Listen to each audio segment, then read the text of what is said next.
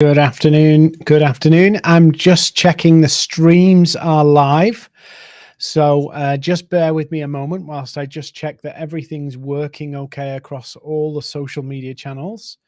Um, if you're joining us on LinkedIn, you should see us here ready to roll. And yeah, here we are. We're live. And Nicole's just asked a question of where are we? And here it is. So it looks like we're all live across the channels. We've come on a little bit early just so that I can check that everything's working. We're not in the studio today because some of our team are working remote because that thing has raised its ugly head again nationally. So I'm soloing. I'm doing solo today. So I can see Amy's here. I can see some other people have joined as well. So that's brilliant. So we're going to start in about a minute's time. I can see Maria's here. And we're going to talk through something really simple, but I'm going to unpack it in 45 minutes so that you can go and use this. So it's all about content and how do we make content work, and the simplest strategy. I did a podcast the other day and I said, we've made marketing too complicated. It's really straightforward. We've got to convince people that they need us. Hi, Julia. Hi, Rohith. Hi, Maria. Hi, Daniela. So we're going to kickstart this session in a couple of minutes. Just wait to make sure everything's working across all these different social channels. I'm just clicking and checking that they're all working okay. And avoiding basically blasting myself out through speakers here. So I want this to be practical. I want this to be something you can take away. So please do interact in the chat. I can see here, hi, Jason from Miami. So do ask questions in the chat. Love it when people ask questions. I think people get more value from a session like this if there's actually a lot of questions and lots of different people sharing or asking what my take is, because actually lots of people benefit. So if you've got a question, please do put it in the chat wherever you're watching, whether you're on YouTube, whether you're in the comments on Facebook. It doesn't matter where you are. Put your questions in because it will be really helpful for everybody else. Hi, Joanne. Hi, Tina. LinkedIn user, it's not showing your ID, so I don't know who you are, but welcome. Kane, Ella, David. Hi, David. Hi, Lucy. So it looks like LinkedIn's kicked in now and everybody's starting to arrive. So let's just dig into this. Again, please ask lots of questions. I want to make this simple. I think we've made marketing too complicated to the point where I think actually some marketers think, wow, this is too complicated. So hi, Carlins. Hi, Olivia. Hi, Terry. Welcome. So everybody's here. So just let's kickstart. I've got the chat open, so I will come and kind of, well, let me just sort my microphone out. I will kind of flick between screens and stuff, but I want to kind of just walk you through some stuff. And then I've got my socials open here, so we can go on those if we need to too. So if everybody's here, that's brilliant. I'm tinkering with this microphone, sorry. There we go, that's a bit better. Okay, so just if you don't know who I am, I'm Dean Seddon. I'm the founder of Maverick. So you can find me on LinkedIn and Instagram. They're my primary channels, so come find me. I'm much better looking on Instagram than I am on LinkedIn, but come find me and let's connect wherever we are. Hi, Andy. Hi, Amy. So just so you know who we are, Maverick helps businesses get high value clients from social. We've got a big global mission to help 1 million businesses grow. And one of the key parts of what we do is we see that social media, for the most part, many people struggle with it. So we do much more than that, but that's one of our primary objectives is how do you get high value clients from social? So we're going to kind of connect the dots here with content, and that's what we're going to cover today. Hello, Gary. Hello, John. Right, so these are the 4 bits that I'm going to cover, and really really simple. I'm going to share my slides now. So in fact, let me just put my socials up so you can see it if you want to kind of find me. So this is me, the better looking version of me. There's always a better looking version of us on social media. That's the way the world works, right? This is what we do. So this is how we help companies. This is how we help solopreneurs, even down to some of our biggest clients are some of the big tech names, the big stock market listed names that we help them with this too. So yeah, check out Maverick as well. And if you get value from this, please do spread the word a little bit, help us with the social media gods, you know, the likes, the follows, the subscribes, all that stuff is really, really helpful to us. So if you get value from today's session, please go do that stuff. So this is what we're going to cover. Some myths about content marketing, how to create content people want. I'm going to tell you about the 10-second rule and how to generate inbound leads. Now we've got 45 minutes. So I'm going to leave 15 minutes at the end for questions. So hopefully you're going to fill with loads of questions because that's where the value is. When people go, how does it work for this? Or how does it work for that? And don't be afraid to ask the questions because there's some people will be really, really benefit from your question because they can take and apply some of this to their own circumstance and situation. So let's look at the myths. Let's look at the myths. I'm going to try and do picture in picture here so you can still see me. Bear with me. Let me get this to work. There we go. So the myths, right? I want to tackle the myths first because if you approach content marketing with these thought patterns, it's going to scupper what you're trying to achieve. So let's just deal with the myths first. And then we'll kind of go into the stuff. So the myth number one is that content marketing is just about blogs on your website. Actually, hi, Katie, by the way. Hi, Rashim. Hi, Lucas. Hi, Tonya. Hi, Gara. Hi, Taryn. Content marketing is not about just blogs on your website. That's part of it. And it's one aspect of it. But social is one of the easiest ways to get views and traffic and consistently be in front of the right audience. So like Maverick's website, on our website, we've got tons and tons of articles and we get ranked in SEO and people stumble across our articles and that's brilliant. And people come and read and learn and get some value and go away. But with social media, you get the chance to influence through content on a regular basis. You don't get that in kind of the same way on a website unless you build a website that people come to all the time and choose to come to all the time. So social's an easy way to get views, consistently get views from the same audience and traffic. Now, content marketing is not a one-hit wonder. And this is where a lot of people get frustrated because they think they put out this amazing blog and that amazing blog will do the job. And it won't. People have to see multiple pieces of content to actually get to a point where they're eager to work with you, to buy from you, or to engage you as a service provider. So people have to see you multiple times. So this is where, for many marketers, what they will do is they will use their social media channels to push out website content. And I'm going to share another myth about that in a moment, but social in and of itself is the opportunity to engage people on that channel and keep them consistently on that channel. So I'll give you an example. I use LinkedIn prolifically. So very, very active on LinkedIn all the time. And as a result, people say, I see you in my feed every day, sharing stuff. I see you all the time. Those are touch points that allow me to educate my audience, build trust, build credibility, and share knowledge and insight that will help.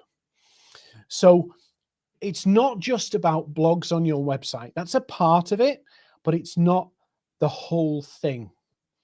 So myth number one, content marketing is just about your blogs on your website. It's not. Myth number two, you need paid ads to make social media work. Yeah. So if you want to get your content out on social media, that you need the screenshot on this video, this post didn't turn out how I expected, so it's thrown me. But you don't need to use paid ads. You can actually build an audience if you're really focused on what you want to achieve and you have a very clear objective. Very often what we do is we create content that doesn't have any focus. And so what happens is we can't grow an audience, we can't consolidate an audience, and we can't resonate with an audience. And so having complete clarity on who your audience is and what content you need to be serving to them is absolutely critical. So you don't need paid ads to make social media work, to get your content out, but there are some fundamental principles of focus and having clear objectives so that you don't just pivot off everywhere. Yeah. So really, really important. Myth number 2. Myth number 3, you need a big following. You really, really don't need a big following. I've just launched an Instagram course. We've done LinkedIn for many years, teaching people how to use LinkedIn as a business development tool, very practical, very hands-on. But we've just launched an Instagram course.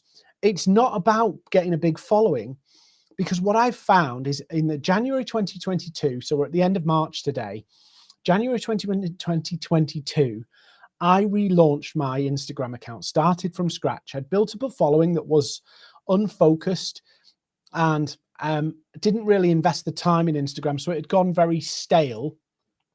So I decided to rebuild my Instagram from ground zero.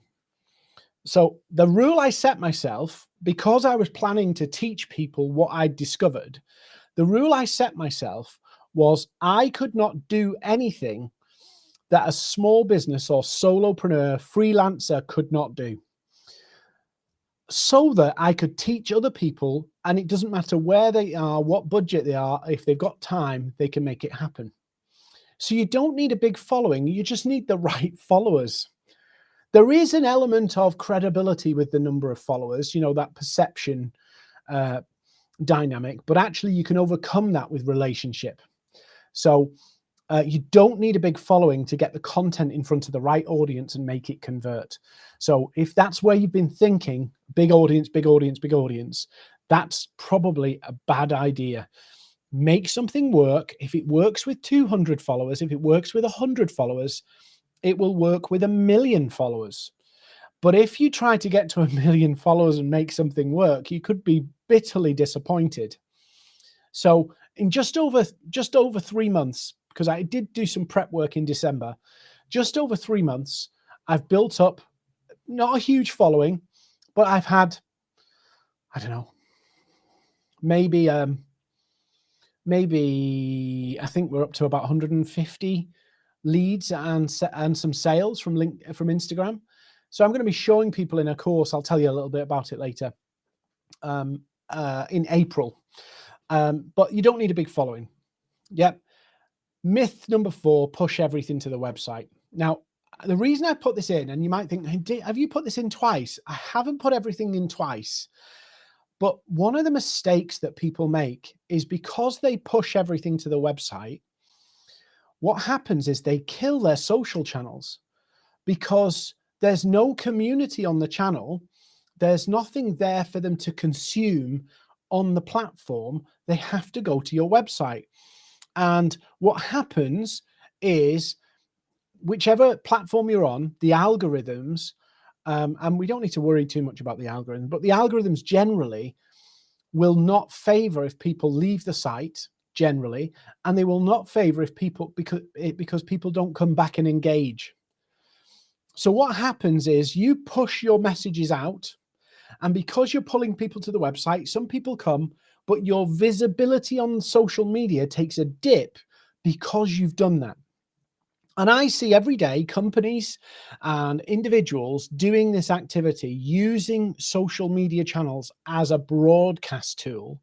And what happens is their reach gets lower and lower and lower and lower. And so it ends up where you go, this social media thing is no good. And at that point, it isn't, because you've driven all of the engagement off of the platform. the algorithm's looking at it and going, "Yeah, people are clicking, but they're not staying on the site here for us." So myth number 4, if you do what that says, push everything to the website, you'll actually kill your social media channels. You'll damage your engagement to the point where your visibility will suffer. And I've seen people where they put a post up and they can get like 21 views. Yeah, 21 views. And you've got, I don't know, 1,000 connections on LinkedIn or 200 followers on Instagram. Yeah, something's wrong. So don't think about it as pushing everything to your website. That will kill your activity. So let's have a look at creating content that people want. So we've got some more people joining. So hello, Bernadine. Hello, Ryan. Hello, Mr. Daniel. Hello, Claire. Hello, Greg. So let's look at creating content that people want. Now, you might think, Dean, why have you put this on a slide? Taste.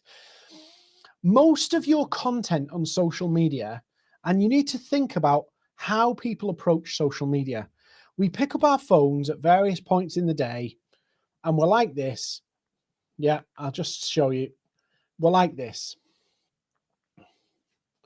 Yeah, this is what we do. We just scroll. Yeah, that's what we do.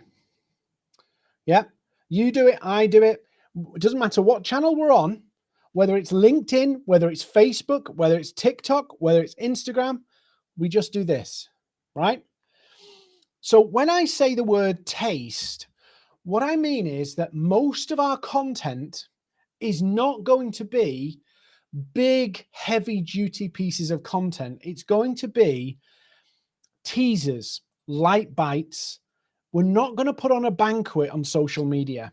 Why? Because people's headspace is not there to go, I'm going to read something now for the next 10, 15 minutes.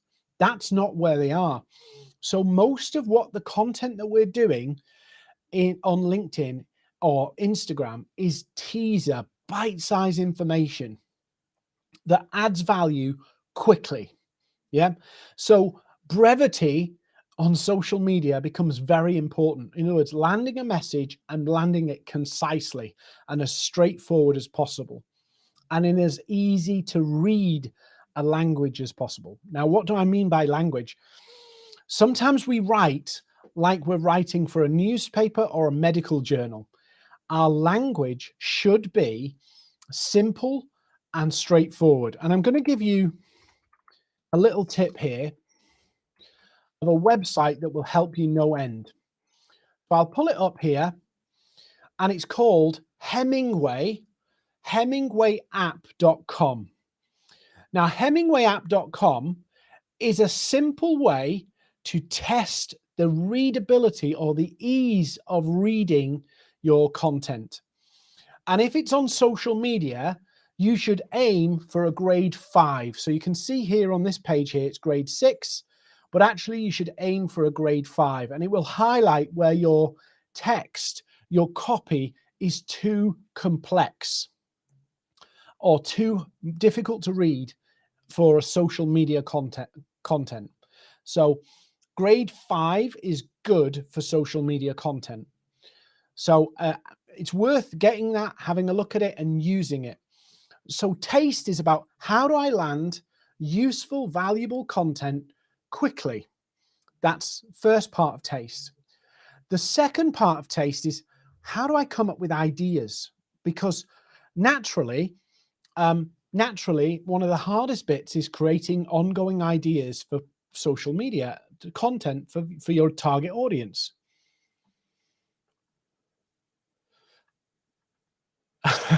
Bill Harper, yeah.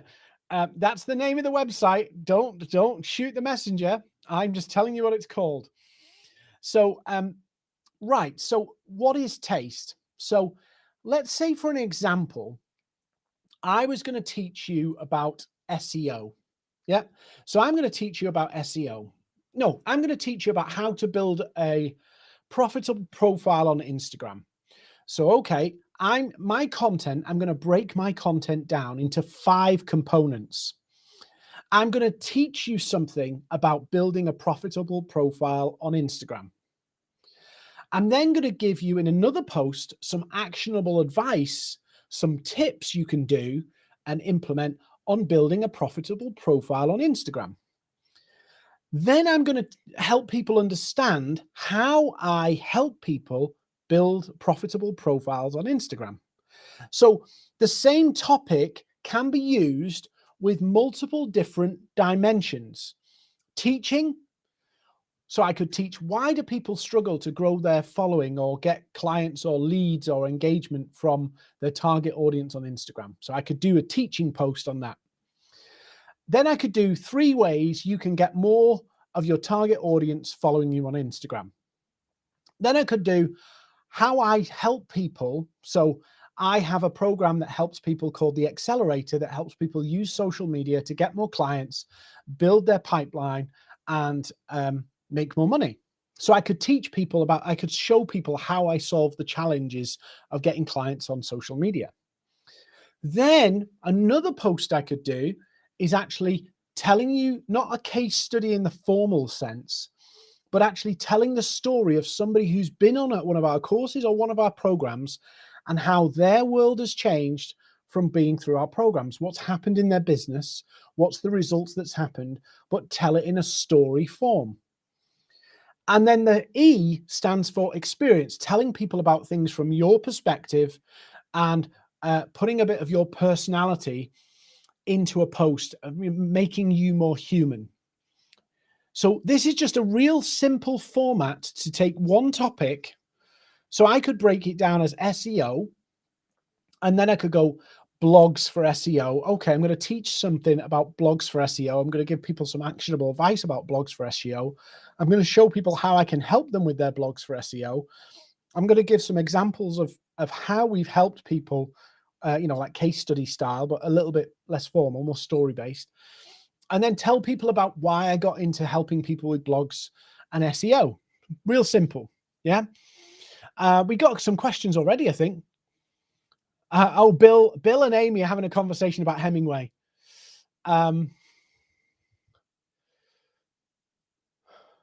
Yeah, so Bill's a little upset about the Hemingway use, but Bill, it's a third-party website. It does what it says, and that's kind of life, isn't it? So taste is important for 2 reasons. It's important for helping you understand, I've got to land some information, easy, simple, in a straightforward way, and bearing in mind, people are not picking up a newspaper and deciding to sit down. They're scrolling on their phones. So we've got to draw them in. We've got to tease. We've got to get their attention. I'll show you some things on my posts a little bit later if anybody's got any questions. That's taste is really important, both from giving you different ways to make the same point, but also understanding that this is not a buffet or a big banquet. It's actually light bites. Nicole, actually, most of what we do is in B2B. So we're not in the B2C environment, really. So the experience if we're talking about a company profile, that would be a flavor of the company and why you do what you do. Inject the company's personality a bit more into it. It could be that actually one of your posts is actually a picture of some of the team actually working on it. Yeah. Or a picture of like a member of staff and say, this is our top content writer for SEO. That kind of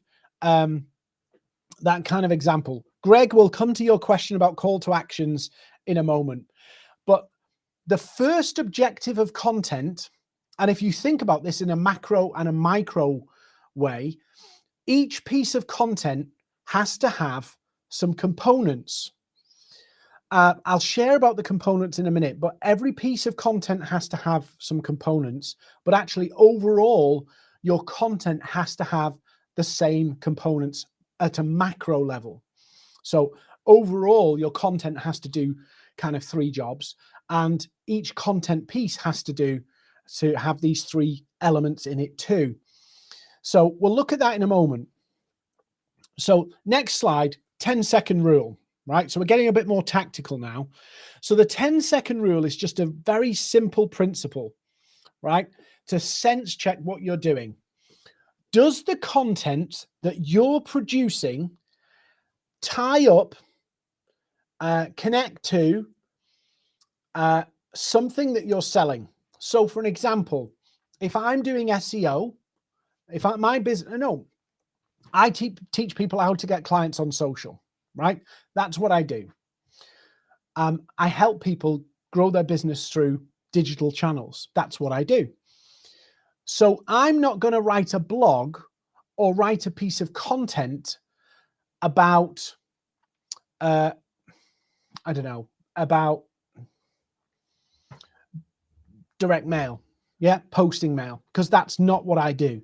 So the first thing is, does this content connect to what I'm selling? So if it doesn't connect to what I'm selling, don't do it. Unless it's just something general that you decide to share from a personal point of view. Don't share content that isn't relevant to what you sell. Now, I don't mean promote what you sell. I mean, it's not relevant. Yeah. So that's really important. Don't do something that doesn't tie into what you do or what you're selling. So that's number one. Number two, will it add value for your target audience? Now, you might go, oh yeah, all our stuff has value for the target audience. Well, just be careful, because sometimes what we do is we follow the taste, but actually we create articles for ourselves. We create content for ourselves. The best people who enjoy our content are actually our competition. And you see this a lot in the marketing agency world. They don't talk to customers. They talk to other agencies. They show their awards and they show this, and they share the latest insights from the marketing industry, but they don't speak to the needs of their target audience. What inadvertently they do is they're talking to other marketing agencies. They're sharing content that the marketing agency world likes, not the business owner who's going to engage them. The business owner doesn't actually care so much about the awards. That's just a credibility piece. What the business owner wants to know is, how good are you at delivering on what you say you can do and sharing that in content? So add value for the target audience. And then this last point, you might go, this is really interesting. Of course, we'll hold people for 10 seconds. So hold their attention for 10 seconds plus. This sounds like easy. Every piece of content does that. Does it really? Does it really? Let's count to 10, shall we? 1, 2, 3, 4, 5, 6, 7, 8, didn't swear then, 9, 10. It's quite a long time. So this is where we think about, how do we hold their attention?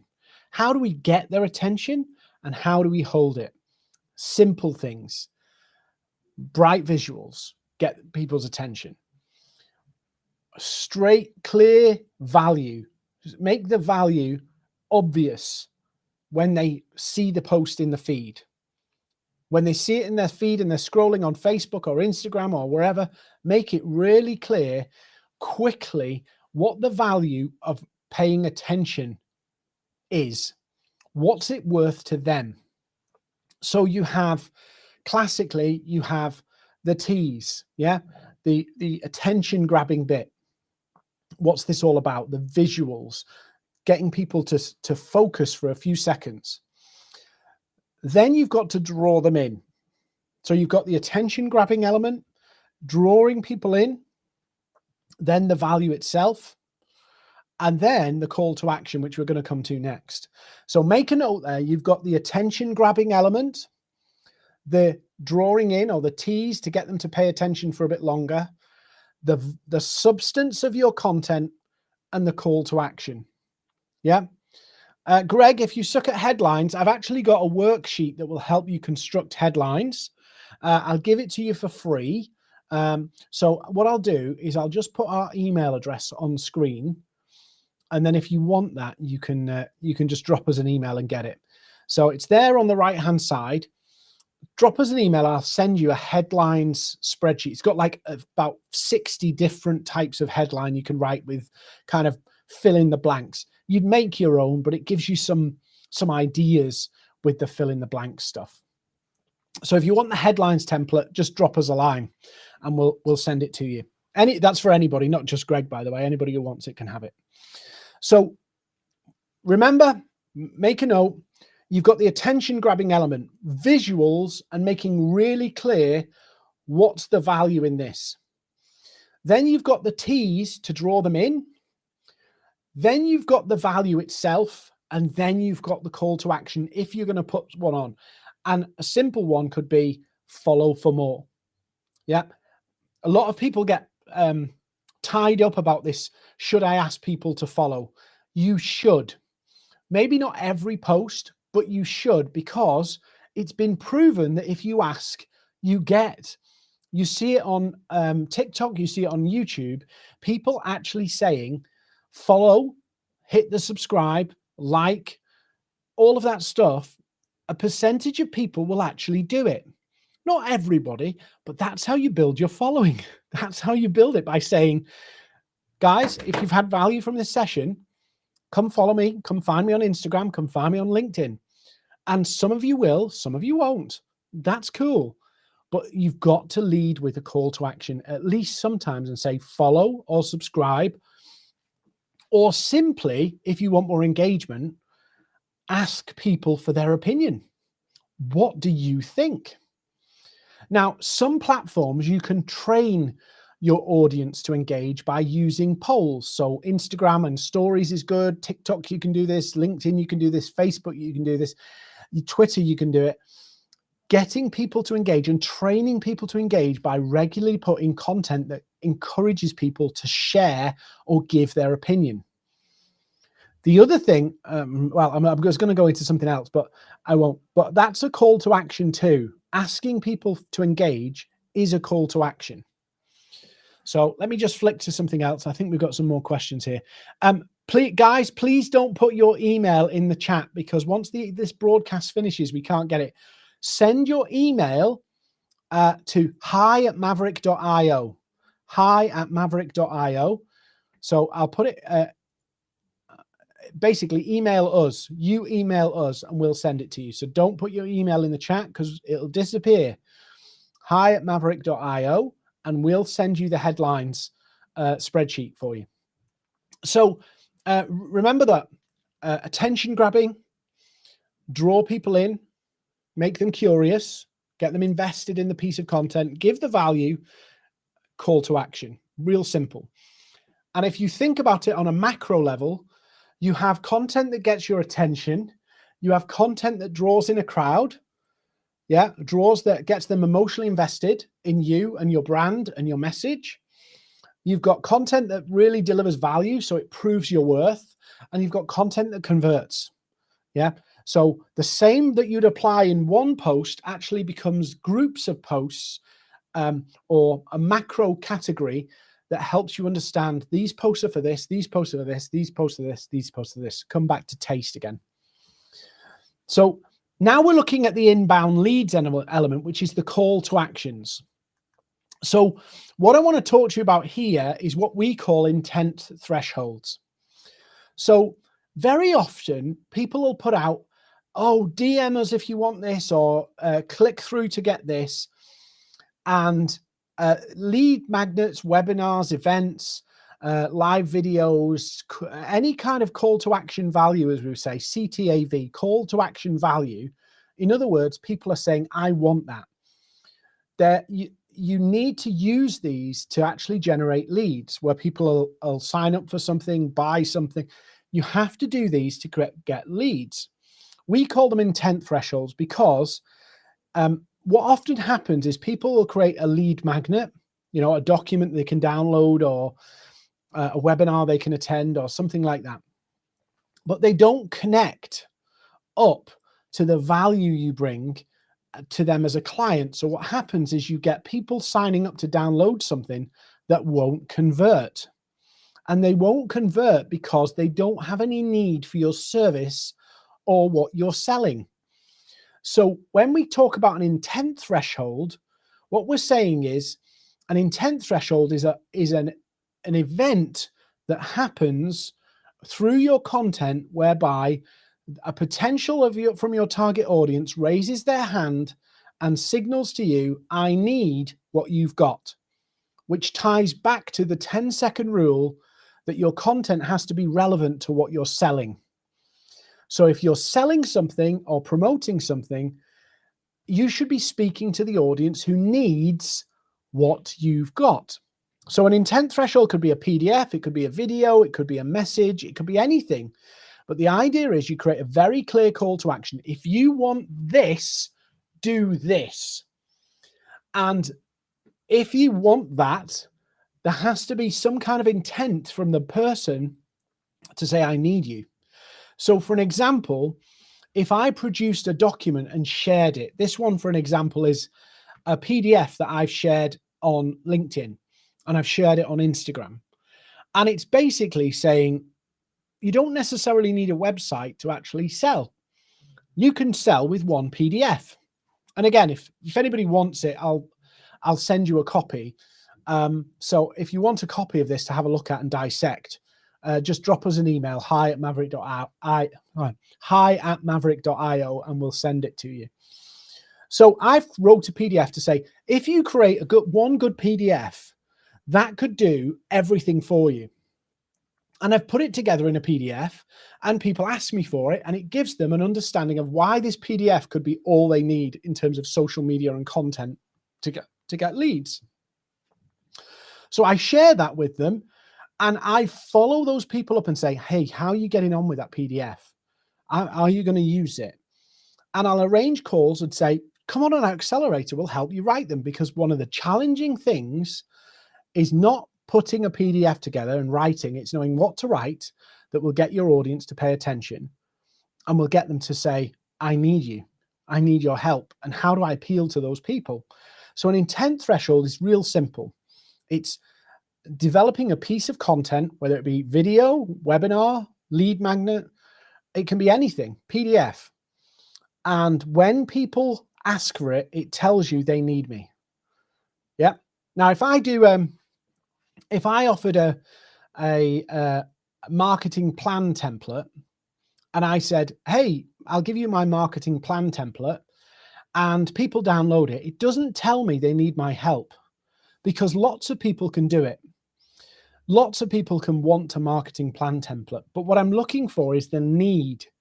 Yeah. So the need for me would be in, okay, do you want a marketing plan template that will help you get more clients from social media? Right. So when I structure it in that way, as that title, it's loaded with a need at the same time. So when people wave their hands, I'm not meaning literally wave their hands, but when people raise their hand, they put their email address in, or they DM me and say, can I have that?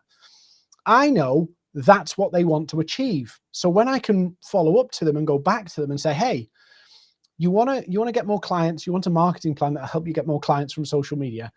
Great. Here's my document. Go have a look at it. I'll follow up with you in a few days and see how you're getting on. And I'll send them the value. The idea being is I'll build a relationship based on their need, and then I will show them how our programs and our courses and our accelerator can help them achieve that faster and more successfully.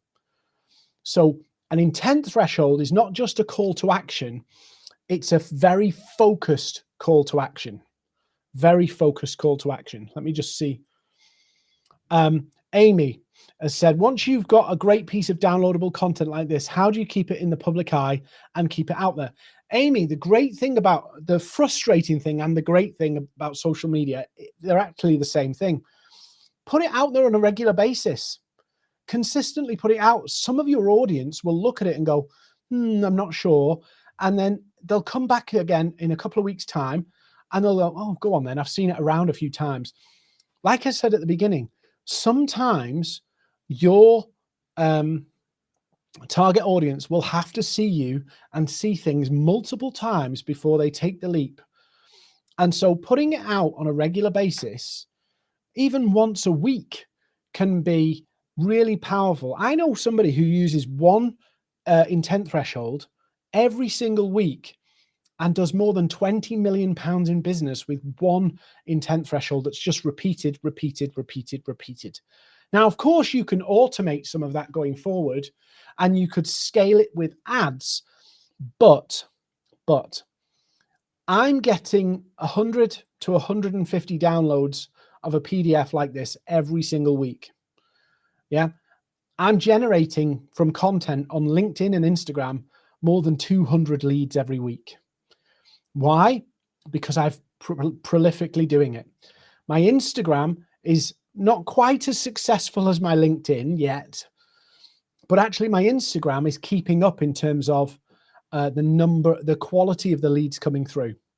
I've got a much broader audience on LinkedIn. It's very focused on Instagram, very tightly focused. So intent devices are powerful for capturing leads, and leads that'll convert. It's really important. A lead for me is somebody who is in my target audience, has a need that my services can help with, and has the ability to pay. But very often when we do content, if we don't get it right, we end up with all sorts of people downloading stuff that's not relevant or not the right people. So we have to focus. We're using intent devices. And of course, we have to follow up.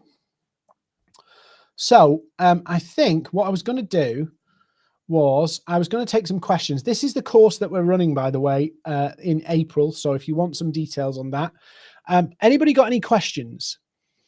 Anybody got any questions?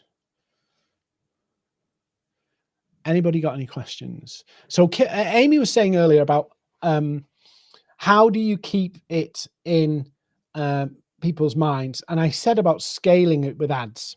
You don't need ads to begin with. I'm not using ads to scale my my intent devices.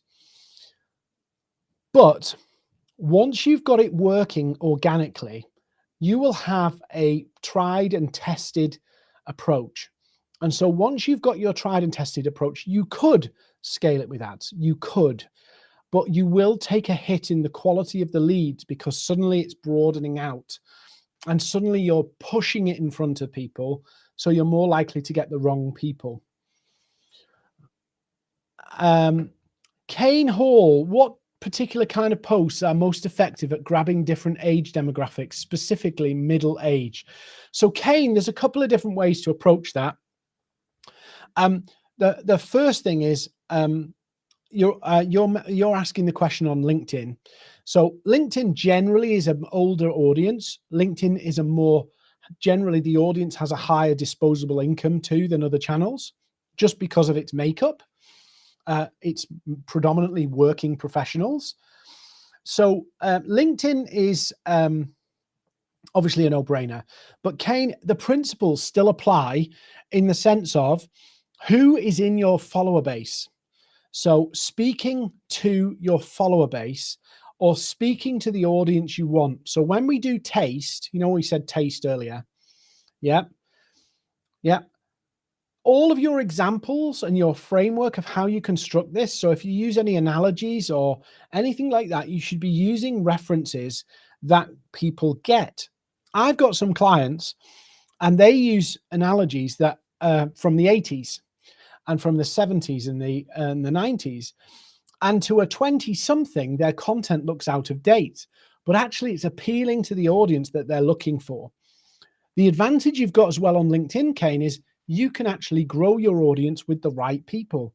Using Sales Navigator, you can grow your audience with the right people who've been in their roles for, say, 10 years plus, which gives you an indication of where they are in their age range. And you can build your network with that so that naturally they're the people seeing your content. Obviously on Instagram, hashtags play a bigger part. So you can research the hashtags to find which ones are being used and engaged with. by a particular audience too. Amy said, Amy,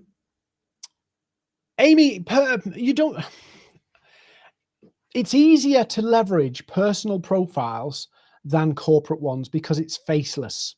There's no, people like to engage with people. So I run my social media, and my social media outperforms the company's social media. That will always be the case, simply because I'm a person, whereas Maverick is a company. So I encourage all of our team to post.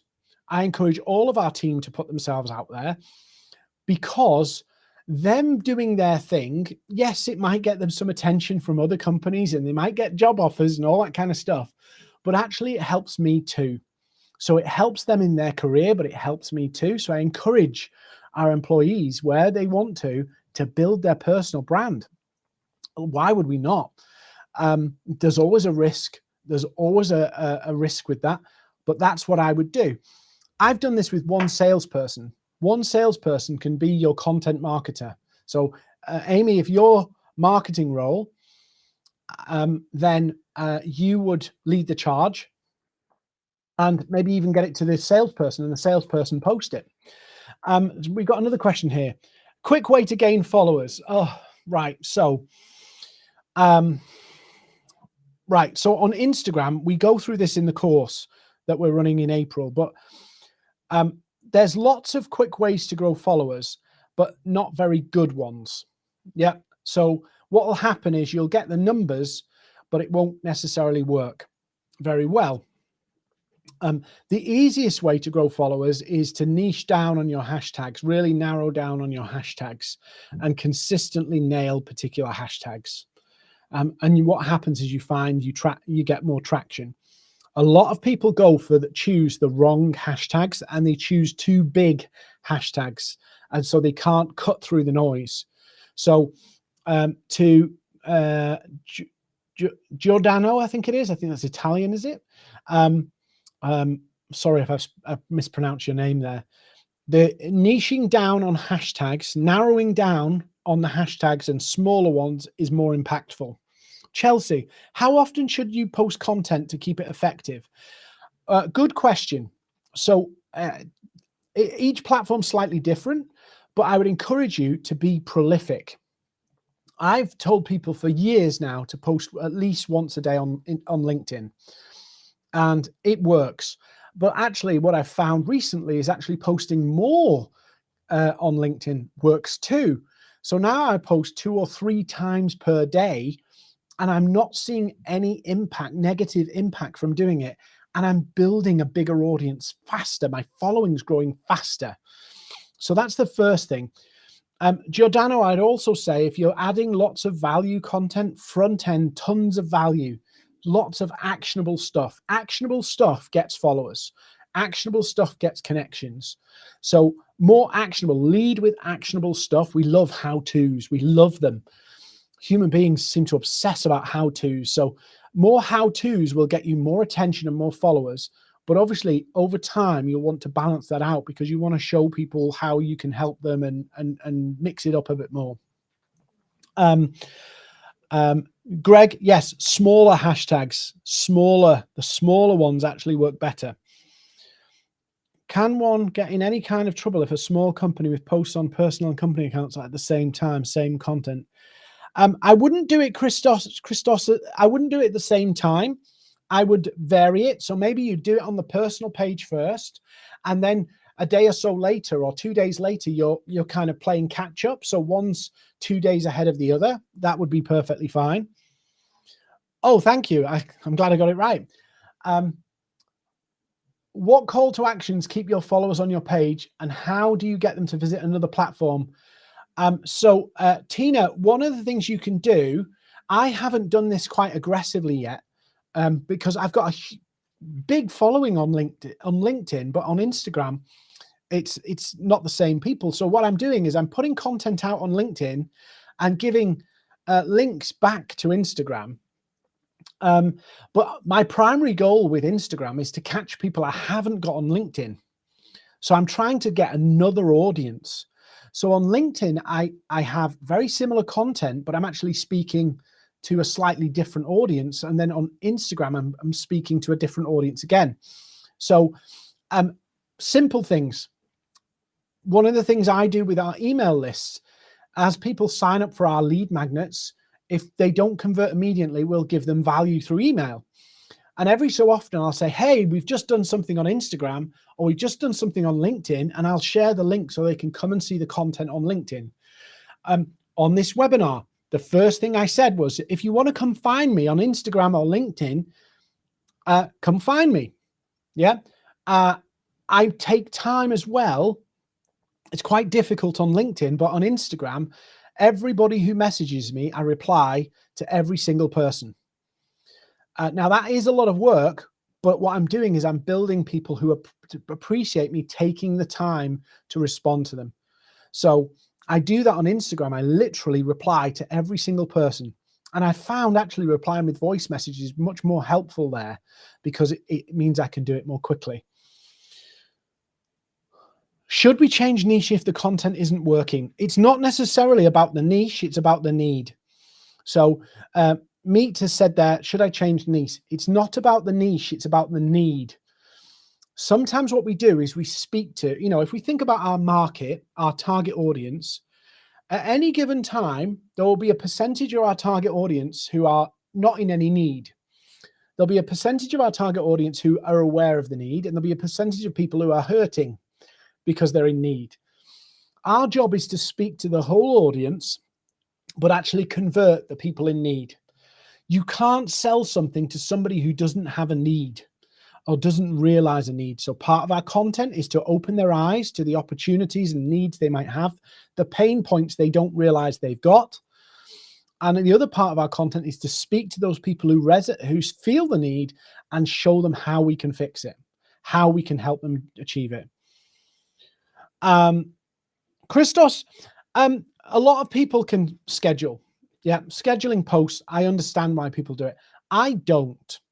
So my main posts, I don't schedule, primarily because historically, I have seen a variance in the way a post performs by whether it's scheduled or not. Now, I can't say that's scientific proof, and I can't say that applies today, but I have seen it in the past. So I purposefully do it manually. So I'm posting on Instagram manually, I'm posting on LinkedIn manually, and I spend probably half my day, well, maybe a third of my day working on these channels. Why? Because I'm building a pipeline. Yeah. So Dean is the marketer in chief and the salesperson in chief for Maverick. Why? Because I live and breathe these channels.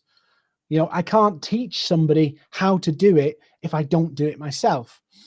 But to answer Christos's question, you can schedule, but if you're looking to use it as a place to get leads and sales, you want to have a person on it, because the speed of you responding to messages, the engagement and the conversations is critical to get that critical mass where you go, actually, I've got enough people here that also I have to convert these people, engage with them and convert them. If I've got 200 target audience and they're all following me, I've got a great opportunity there. If I had 200 followers and they're just the right people, it's worth a lot of money to me. If I have 10,000 and none of them are the right people, it's a waste of time. So for me, I will work and build that audience because I know that will feed my business. This is a very crude way of putting it, for a long time. So I invest a lot of time in it. But Christos, once it gets going, you might go, let's get it scheduled. Let's get a rhythm going. Let's get a routine. But actually, long term, we need somebody behind these, owning them. And that's what I've done. I live and own my LinkedIn and my Instagram. Now, my other channels, Facebook, TikTok, YouTube, is a little bit more sporadic because I'm really focused on those two. And that's where I'm serving most of the content. So that's where I'm giving most of the value, build those up. And then once I've got them working, I might add another one and another one. Lucy, biggest tips on building the correct audience is you have to have a clear understanding of the value that you're going to deliver.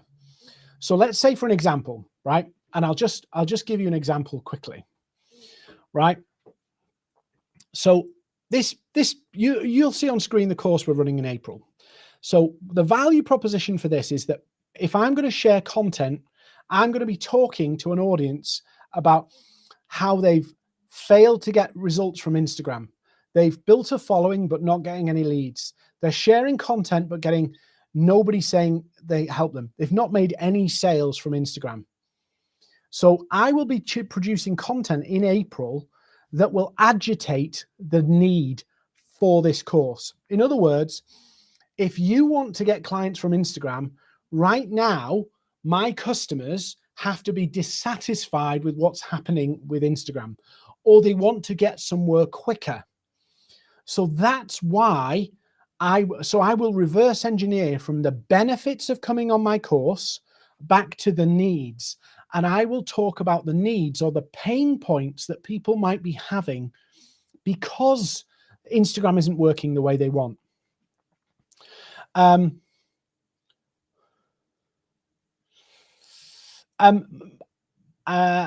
Which software is best for hashtags? I'll tell you, Mr. Daniel, there is no software that's good enough for hashtags other than your own manual research. You can use somewhere that'll generate them, but you still need to dig into them to see who's sharing what on those posts. Mohammed's asked, I'm still not understanding how the algorithm works on LinkedIn. I use relating hashtags, share educating content besides soft selling, focus on local, but I just got average 1 to 2 likes and it's hard to get significant followers. Mohammed, that's a conversation that I can't go into. It's too in depth here, but I'd love to see what your hashtags are. Maybe drop me a message on LinkedIn. Tell me who your audience is and share some of your posts. So email me and send me one of your posts and tell me who your target audience is. And I'll go back and I'll come back to you with a voice message and give you some feedback. And Mr. Daniel, there's loads of hashtag services. I have one on my phone, but I still dig into them to find out who's posting in there, what's the right content, and I do the research manually. Meets just asked a good question. How do I understand the customer pain points? Think about it. It's dead simple, actually. Write down the benefits of your service. So imagine a customer has gone, there you go, there's your money. I want your service. I want your product. What's the benefits to their business? What's the real world impact in their business? Write them down. And then the pain points that you're serving, the pain points that you want to use in your content are actually the negative of your benefits. So if you help people get more clients and make more money from social media, right? The pain point is they're not getting any clients from social media and not making any money from social media. In fact, they might be ready to give up. Real simple how you can work them round.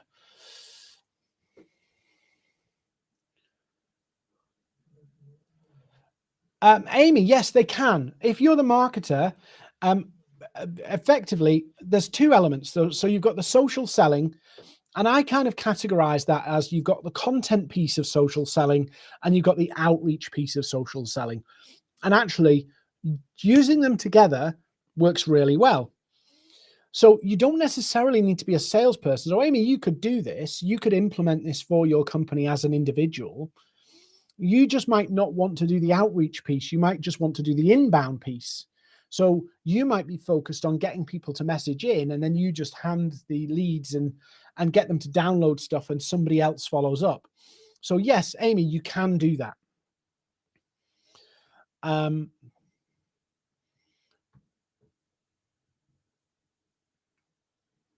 Yeah, so Amy, you can do that. As long as they don't have an issue with it, you do it.